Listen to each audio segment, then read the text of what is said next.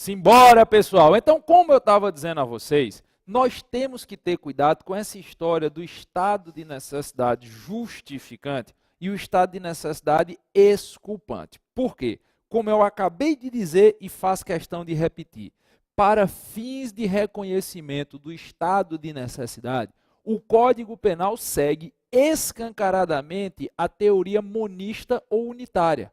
No nosso Código Penal, o estado de necessidade sempre será justificante. E aqui, mais por desencargo de consciência do que por qualquer outra coisa, até correndo o risco de pecar em excesso, eu vou pedir a vocês que saibam um detalhe. Quando você diz que o estado de necessidade é justificante, você está dizendo que ele vai excluir a ilicitude da conduta. Ouviram o que eu disse? Quando você afirma que o estado de necessidade é justificante, você está dizendo que a consequência jurídica será excluir a ilicitude da conduta. Beleza? É por isso que no nosso Código Penal o estado de necessidade é sempre justificante, porque ele é excludente de ilicitude. Agora, quando você diz que o estado de necessidade seria exculpante, você está dizendo que ele exclui a culpabilidade. Segundo a doutrina, o estado de necessidade exculpante deve ser encarado como excludente de culpabilidade.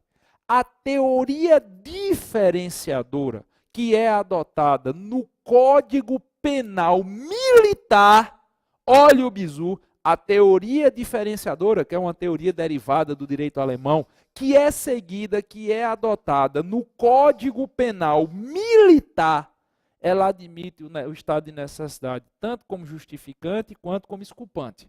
Lá no Código Penal Militar, não cai para a gente. Eu só estou dando essa informação, eu só estou dando esse bizu para na hora que você for se aprofundar na doutrina, você não falar, Giovanni não disse isso. Lá no CPM, eu acho que é lei 1001, salvo melhor juízo, eu não tenho certeza não, mas salvo melhor juízo é isso. Lá no Código Penal Militar, lei 1001, você tem a possibilidade de reconhecer o estado de necessidade como justificante, e aí ele seria excludente de ilicitude, ou como exculpante, ele seria excludente de culpabilidade, porque o Código Penal Militar segue a teoria diferenciadora. Mas o Código Penal, que é o que cai na nossa prova, que é o que nos interessa, ele segue a teoria unitária, ou monista, como alguns preferem chamar, segundo o qual, para fins de direito penal, se o estado de necessidade for reconhecido, ele será sempre justificante. Se eu disser que tem estado de necessidade no caso concreto, há de ser excluída a ilicitude do crime. Beleza? Há de ser excluída a ilicitude da conduta. Eu fiz essa observação porque eu já me deparei com questões, não em provas de delta, não em provas de delegado, mas em provas de magistratura, de Ministério Público, e eu sei que vocês pegam essas questões para estudar, por isso que eu estou indicando logo. Eu já me deparei com questões onde a frase que era apresentada, para você marcar se era verdadeiro ou falso, era assim: não existe no ordenamento jurídico brasileiro estado de necessidade exculpante. E muita gente caiu nessa pegadinha. Muita gente marcou como verdadeiro. Está falso. Lá no Código Penal Militar, segue-se a teoria diferenciadora. No Código Penal Militar, pode ter estado de necessidade justificante ou exculpante. Agora, no Código Penal, que é o que nós estamos estudando, o estado de necessidade sempre será justificante. Sempre irá, em sendo reconhecido, excluir a ilicitude da conduta. Pegaram o bizu? Novo de loja? Então vamos embora. Feita essa dica inicial, agora vamos olhar quais são os requisitos elementares à configuração do estado de necessidade. O primeiro requisito é que o indivíduo esteja submetido a perigo atual. O artigo 24 diz que age em estado de necessidade quem encontra-se em situação de perigo atual, que não provocou por sua vontade nem de outra forma poderia evitar ofensa a direito próprio ou alheio, que nas circunstâncias não era razoável se exigir o sacrifício. É mais ou menos isso a ideia constante ao teor do caput do artigo 24. encontra-se em situação de estado de necessidade quem está diante de situação de perigo atual. Perigo este aos seus bens jurídicos, aos seus direitos ou direitos de outrem. Situação de perigo atual que não provocou por sua vontade, nem poderia de outra forma evitar, e cujo sacrifício nas circunstâncias não era razoável se exigir. Então você percebe que o caput do artigo 24 nos dá uma lista, uma série de elementos que são indissociáveis à caracterização do estado de necessidade. O primeiro deles é situação de perigo atual. Aqui eu gostaria de abrir um parêntese e dar 2 bizus a vocês. O primeiro é, mas muita gente mesmo já me questionou se seria possível a caracterização de estado de necessidade em situação de perigo iminente. Eu, particularmente, isso é uma opinião minha, do professor Giovanni, eu particularmente entendo que é possível sim, em certos casos, em certas circunstâncias, se reconhecer estado de necessidade em situação de perigo iminente. Mas o que eu penso ou deixo de pensar, vocês já sabem. Não vale de uma cibalena, não vale de um pirocóptero, não vale de um pirulito zorro, não vale de um bombom chachá, não vale de nada. As provas não estão preocupadas com o que eu acho ou deixo de achar, não. Para fins de provas de delta, para a realidade das provas de DPC que vocês vão se deparar Brasil afora, o bizu que eu lhe dou é, se alguém lhe perguntar se seria possível o reconhecimento de estado de necessidade em situação de perigo iminente, diga não. Eu sei que alguns doutrinadores defendem tese contrária. Eu, particularmente, embora não seja doutrinador, acho que, a depender da situação, seria possível sim estado de necessidade em situação de perigo iminente. Mas eu não vou entrar nessa discussão não, que ela é inócua. Ela não serve para a nossa realidade. Para a realidade de uma prova legalista, como é a prova de delta, você tem que dizer o seguinte, estado de necessidade é em situação de perigo atual, ponto. Não cabe estado de necessidade em situação de perigo iminente, ponto. Você acerta a questão. Decoraram? Estado de necessidade é em situação de perigo atual, ponto. Não cabe o reconhecimento de estado de necessidade em situação de perigo iminente. Morreu boi, morreu Maria Preá. Giovanni, mas o artigo 25 do Código Penal fala em perigo atual ou iminente. Eu sei, mas o artigo 25 ele não versa sobre estado de necessidade. O artigo 25 versa sobre o instituto da legítima defesa. Está escrito aí no seu vadimeco. Age em legítima defesa quem encontra-se em situação de perigo atual ou iminente, a direito seu ou de outrem, derivada de injusta agressão, e repele essa injusta agressão utilizando-se moderadamente dos meios necessários. A legítima defesa, que é o próximo excludente de ilicitude que nós vamos analisar, é perfeitamente passível de ser arguída à luz do perigo atual e do perigo iminente. É normativo, é letra de lei, mas o estado de necessidade não. O estado de necessidade, para sua prova, ele só pode ser reconhecido em situação de perigo atual. Não cabe arguição, frise a negativa das minhas palavras, não cabe arguição de estado de necessidade em situação de perigo iminente. Esse é o primeiro bizu do parêntese. O segundo bizu, beleza, mas o que é que nós devemos entender por perigo atual? Diz a doutrina que o perigo atual é o perigo presente, concreto, manifesto, perceptível sensorialmente. Eu costumo dizer de uma forma mais simples que o perigo atual é o perigo que ganhou concretude, que já existe, que já está se manifestando. Olha o tempo verbal. Perigo atual é o perigo que já está se manifestando, que já tem concretude, que já existe. Essa é a ideia do perigo atual. E aqui vocês têm que ter cuidado com uma pegadinha. Vocês têm que ter cuidado com uma casca de banana. Muita gente me questiona assim, professor, o perigo para ser atual, ele precisa obrigatoriamente ter atingido o indivíduo? Não, não precisa. E cuidado, viu? Muita gente acha que o perigo atual é o perigo que obrigatoriamente atingiu o indivíduo. Isso não é verdade. Perigo atual é o perigo que se manifestou. É o perigo que goza de concretude. É o perigo que pode ser percebido sensorialmente. Visão, audição, olfato, tato, paladar. É o perigo que eu sei que já existe. Não sendo necessário que ele tenha atingido o indivíduo. Professor, eu não entendi essa história de perigo atual. Dá para traduzir? Nessa câmera, minha diretora. Dá para traduzir só se for agora. Minha diretora quase que endoida aqui, sem saber se eu ia para a câmera 1, se eu ia para a câmera 2. Vou facilitar a vida de Janaína. Eu vou ficar na câmera 1 e depois, Jana, eu pulo para a câmera 2. Pode ser? Deixa a câmera 1 paradinha, corre para a câmera 2. Crianças, imagine a seguinte situação hipotética. E eu vou descrever o perigo atual. Imagine a seguinte situação hipotética. Imagine que você está em uma parada de ônibus na esquina da rua que você mora. Você está lá na parada aguardando o coletivo. Quando você olha para a outra esquina, a sua rua tem mais ou menos uns 100 metros de extensão. Você está numa esquina, esperando o coletivo, e olha para a outra esquina e vê um cão bravio que se soltou e está avançando para onde você se encontra. Sei lá, um cachorro bravio, com a boca cheia de dente, com atitude extremamente ofensiva e feroz, avançando para lhe morder.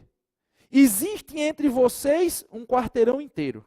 Você está aqui, na parada de ônibus, e o cachorro vem lá do outro lado, com aquela bocona cheia de dente para cima de você.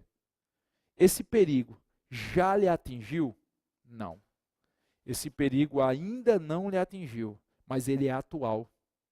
Perceberam? O perigo ainda não lhe atingiu, mas ele já é um perigo atual.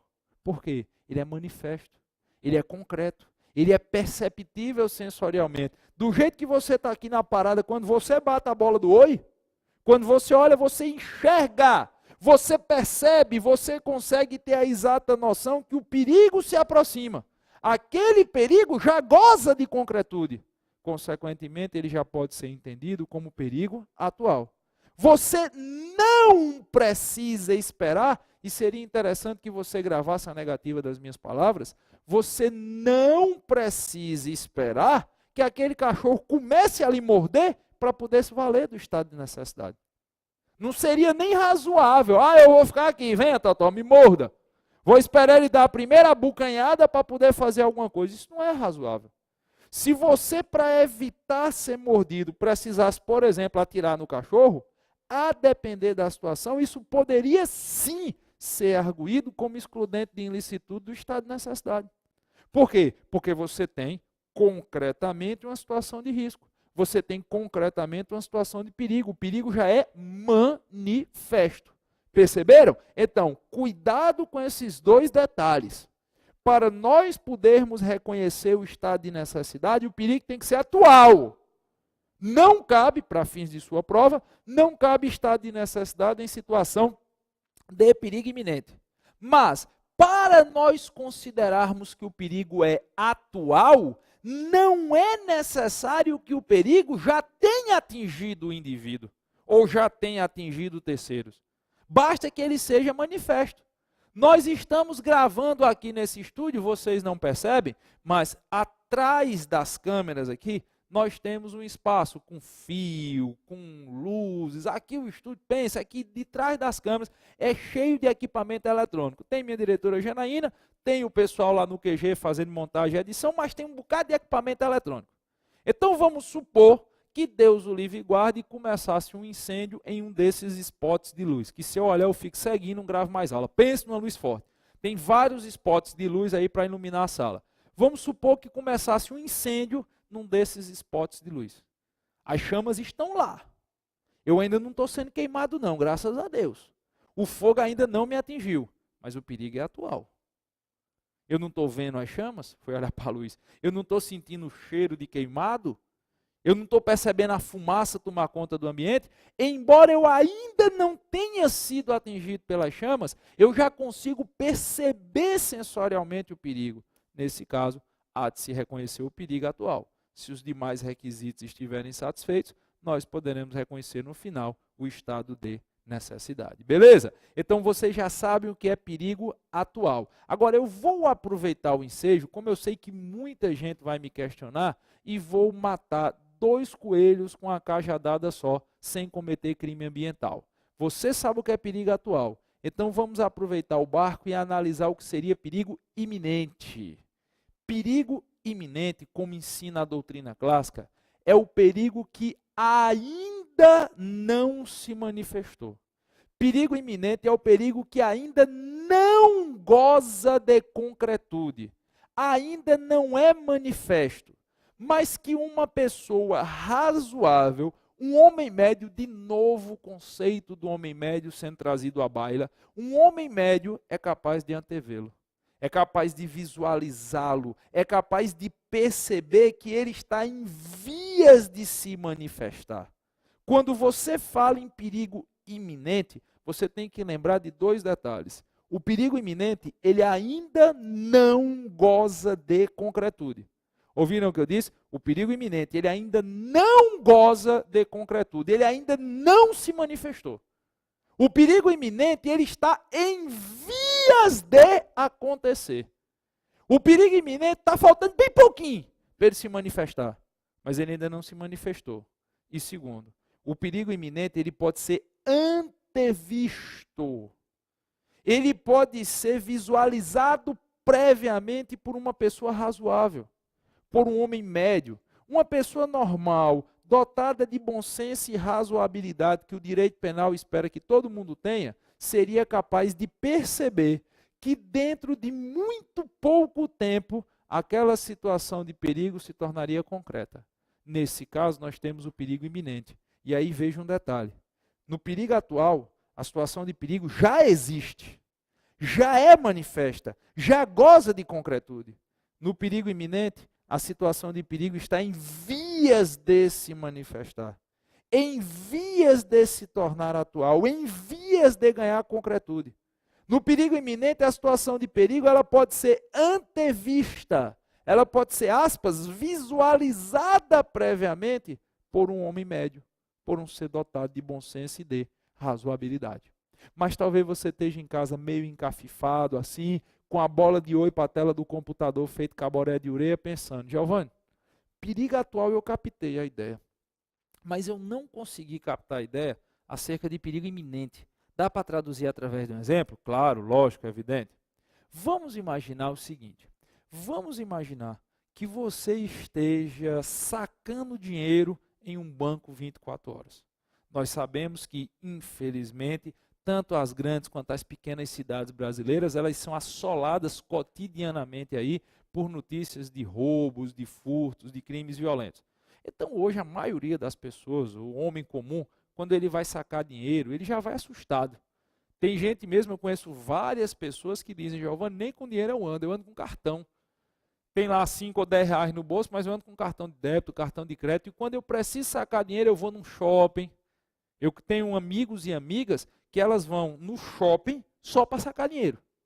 Pagam o estacionamento do shopping única e exclusivamente para tirar dinheiro dentro do shopping, porque se sentem mais seguros do que, por exemplo, sacar dinheiro numa agência bancária e sair na rua, ou sacar dinheiro num caixa eletrônico desses que tem espalhados aí pelo centro das cidades. Pois bem, então imagine só que você foi sacar dinheiro num banco desse aí 24 horas da vida, sem ser dentro de shopping, sem ser dentro de supermercado, um desses bancos que ficam em via pública, fica na rua. Você acabou de sacar o dinheiro. Quando você sacou o dinheiro, você percebeu, na hora que você estava tirando a grana, que tinha 2 caras do lado de fora observando o que você fazia. Esses caras traziam um volume debaixo da blusa. Quando você sai do banco, esses caras começam a lhe seguir com a mão por debaixo da blusa. Isso é perigo iminente. Você ainda não foi abordado para ser assaltado. Ouviram o que eu disse? Você ainda não foi abordado para ser assaltado. Você ainda não foi constrangido mediante emprego de violência ou grave ameaça. Mas qualquer pessoa razoável, qualquer pessoa normal naquela situação, consegue perceber o perigo. Consegue perceber que dentro de muito poucos instantes você vai ser objeto de um assalto. Giovanni, se não fosse? Se fosse pessoas fazendo uma brincadeira, aí seria discriminante putativa, que nós já estudamos. Seria uma modalidade de erro de tipo acidental, baseado em discriminante putativa, artigo 20, parágrafo 1º do Código Penal, que eu já tratei aqui com vocês quando estava falando de teoria geral do erro de tipo. Eu estou partindo da premissa que se trata de um assalto real. Você não precisa esperar efetivamente ser abordado para agir em legítima defesa. Naquela condição, você já tem a figura do perigo iminente. Naquela condição, você já tem a capacidade, a possibilidade, eu ia misturando as palavras, você tem a capacidade e a possibilidade de visualizar, de antever, que ali trata-se de um assalto que está sendo preparado para ser executado contra você. Essa é a ideia do perigo iminente. Nós tivemos uma situação aqui, meramente a título de exemplo didático, me permita colocar, ocorrida, é um fato que ganhou notoriedade através da imprensa, ocorrida aqui na cidade do Recife há alguns anos atrás, onde uma moça, numa sexta-feira para um sábado, na noite de sexta para o sábado, ela tinha saído aí para um restaurante com uma amiga, e quando terminaram lá a confraternização, ela foi deixar a amiga em casa num bairro aqui do Recife chamado Boa Viagem. E acontece uma coisa curiosa no Recife, que o Recife é toda cortada por rios. E para você sair de um bairro para outro, você tem que passar por pontes. Exemplo, para você sair do bairro de Boa Viagem e vir aqui para a área onde fica o complexo, para a Avenida Agamenon Magalhães, você tem que obrigatoriamente passar por cima de alguma ponte, não tem como. E a via de acesso mais comum se chama Cabanga, onde você tem um viaduto grande lá, sobe o viaduto, já desce do lado de fora, já desce na parte que a gente chama de zona norte da cidade. Pois bem, ela vinha voltando de Boa Viagem, numa madrugada da sexta para o sábado, devia ser umas 3 horas da manhã. Uma mulher, sozinha, dirigindo 3 horas da manhã na avenida. Não tinha ninguém na rua, ninguém, nem carro ela via passar. Quando ela vai subir no viaduto para passar por cima do rio, 2 caras vão e tomam a frente do carro. Ela estava tipo a uns 50, 60 metros, ela tinha começado a subir a ponte, subir o viaduto, e no meio do viaduto, 2 caras vão para a frente do carro fazendo sinal para ela parar. Dizendo, bora, para. Pergunta o que ela fez? Ela acelerou o carro. Acelerou, se abaixou e acelerou. Bateu nos 2 caras, fez como se fosse um strike de boliche. Um dos caras voou e caiu embaixo do viaduto, quebrou o pescoço e morreu. O outro bateu, foi jogado para o outro lado e bateu na mureta de proteção e ficou lá. Ela acelerou, quando chegou lá na frente, a primeira guarnição policial que ela encontrou, 1 quilômetro depois, ela parou e disse, acabei de atropelar 2 caras ali. Os caras vieram para frente do carro, mandando parar, e eu não parei não, acelerei e fui-me embora. E aí a guarnição policial foi com ela lá, quando chegou, encontrou um embaixo do viaduto morto, caiu, quebrou o pescoço, e o outro com a perna quebrada, esfarelada, em 3, 4 cantos diferentes, encostado na mureta. Foi a cena que a polícia encontrou. O que estava lá embaixo estava armado com um revólver calibre 38, alimentado com 5 munições. O que estava com a perna quebrada estava com a faca. Eles iam efetivamente assaltar. Ali era perigo iminente. Eles não tinham ainda apontado arma, eles não tinham ainda encostado faca no pescoço dela, eles não tinham ainda iniciado a subtração da coisa móvel alheia. Mas naquela circunstância, uma mulher sozinha, na madrugada da sexta para o sábado, 3 horas da manhã, no meio de um viaduto, dirigindo o carro, 2 caras tomam a frente do carro, é óbvio que não é para dar flores. É óbvio que não é para pedir o telefone dela. É óbvio que é um assalto. Embora o perigo ainda não fosse concreto, ela não tinha visto arma, porque se eles tivessem apontado a arma para ela parar o carro, aí o perigo já era concreto, já era manifesto. Se o cara tivesse tentado segurar ela, se ela viesse a baixa velocidade, puxar ela dentro do carro, o perigo seria concreto. O que ela viu foi 2 homens mandando ela parar o carro, tomando a frente do carro. Isso é perigo iminente. Qualquer pessoa razoável, qualquer pessoa de bom senso, dentro da realidade do país violento que nós vivemos, imaginaria tratar-se de um assalto. Isso é o que caracteriza perigo iminente. Isso é válido para a legítima defesa. Tanto o perigo atual quanto o perigo iminente podem ser arguídos em sede de legítima defesa. Agora, para estado de necessidade, não. Para estado de necessidade, obrigatoriamente tem que ser situação de perigo atual. Pegaram esse primeiro bizu? Então vamos lá. Outro requisito. No estado de necessidade, você tem que ter ameaça a direito próprio ou alheio. Aqui eu vou até aproveitar o ensejo e abrir um parêntese. botar uma tela em branco aqui, minha diretora. A doutrina, cadê a caneta? A doutrina, ao se referir à figura do estado de necessidade e à figura da legítima defesa, a doutrina gosta muito de usar duas expressões, que tanto vale para o estado de necessidade quanto para a legítima defesa, que seria a expressão in persona e a expressão ex persona. Me permita aqui aproveitar o ensejo para explicar o que significa essas duas expressões. Quando você diz que alguém se valeu do estado de necessidade ou da legítima defesa na modalidade in persona, que aqui numa tradução até mais didática do que literal, você poderia traduzir como sendo para si mesmo. Quem age em estado de necessidade ou legítima defesa na modalidade in persona, está se valendo desses excludentes de ilicitude para proteger os seus bens jurídicos. O cara vem me matar e eu, para não morrer, dou um tiro nele. Isso é legítima defesa in persona. Um cão bravio avança para me morder. Para não ser mordido, eu dou um tiro no cão bravio. Isso é estado de necessidade in persona. Quando o bem jurídico protegido pelo viés do estado de necessidade ou da legítima defesa é do próprio agente que se vale de tais excludentes, nós teremos a modalidade in persona. Já a modalidade ex persona, que numa tradução bem remosa, numa tradução bem mais didática do que literal, poderia ser traduzido como para terceiros ou para outrem, a modalidade ex persona acontece quando o indivíduo que se utiliza dos excludentes do estado de necessidade ou da legítima defesa, o faz para proteger bens jurídicos de terceiros, de outras pessoas. O cara abre a porta desse estúdio e vai matar a minha diretora Janaína. Para a Janaína não morrer, eu dou um tiro no cara.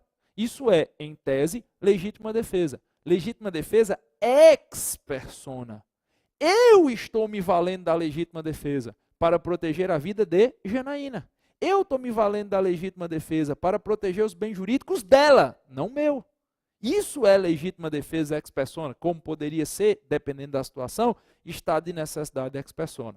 Então, quem se vale do estado de necessidade e quem se vale da legítima defesa, pode fazer isso para si mesmo, para proteger os seus próprios bens jurídicos, e aí nós teríamos a modalidade in persona, ou pode se valer para proteger bens jurídicos de outrem. Aí nós teríamos a modalidade ex persona. Ouviram o que eu disse? De novo e devagar. Quem se vale do estado de necessidade, bem como da legítima defesa, pode se valer de tais excludentes de ilicitude para proteger os seus próprios bens jurídicos.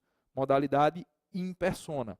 Ou para proteger os bens jurídicos de outrem. Modalidade ex persona. É por isso que um dos pré-requisitos ao reconhecimento do estado de necessidade é a ameaça a direito próprio ou alheio. Agora um detalhe, tá?